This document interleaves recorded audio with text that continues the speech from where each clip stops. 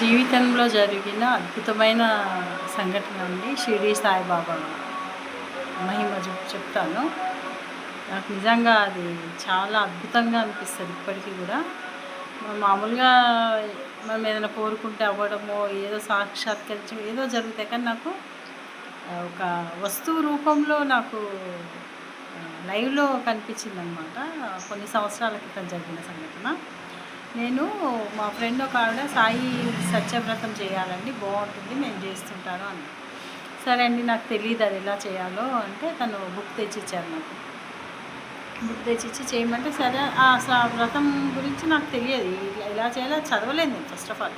చదువుకుని సరే స్టార్ట్ చేద్దామని చెప్పేసి వెళ్ళి, మా ఇంటికి చాలా దూరంలో ఉంటుందండి మార్కెట్, మా కొంచెం లోపలికి ఉంటుంది ఇల్లు, చాలా దూరం వెళ్ళాలి.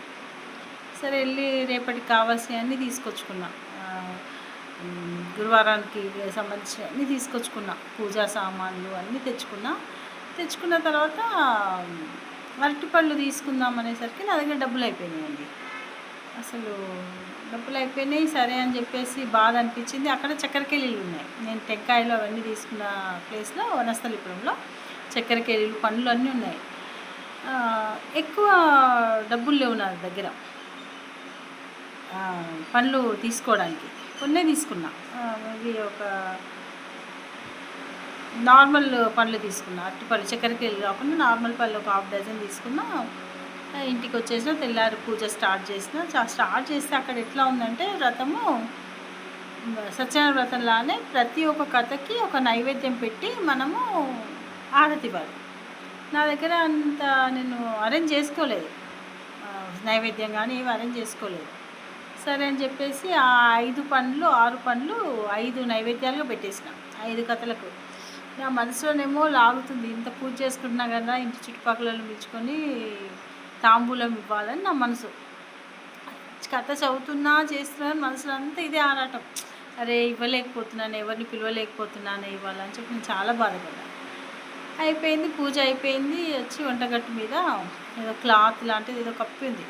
అది తీస్తే అక్కడ కరెక్ట్గా 5 చక్కెరకేళీలు ఉన్నాయండి. అది బిలీవ్ చెయ్యరు ఎవరు చెప్పినా. షాక్ నేను అసలు. ఎందుకంటే నేను కొన్నది నార్మల్ అరటిపళ్ళు. డబ్బులు లేక నేను తిరిగి వచ్చేసిన, డజన్ తీసుకుందాం అనుకోని కూడా డబ్బులు అయిపోయి తిరిగి వచ్చేసిన నేను. అసలు ఒక వస్తువు కనిపించడం అనేది ఎలా ఉంటుందండి మనకి, ఆయన మహిమ.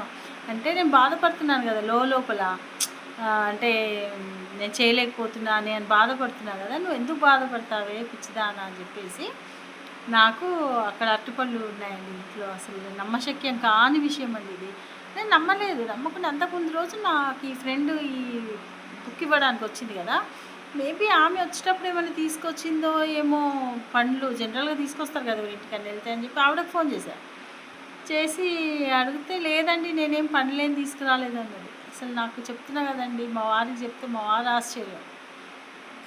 అసలు చాలా విచిత్రమైన సంఘటన జరిగింది. బాబా విషయం చాలా జరిగాయి నాకు. నేను ఒక్కొక్కటి మీతో షేర్ చేసుకుంటానండి బాబా మహిమలు. అప్పుడు అందరినీ చుట్టుపక్కల వాళ్ళని పిలిచి తాంబూలం ఇచ్చానండి. చాలా సంతోషం అనిపించింది. Thank you.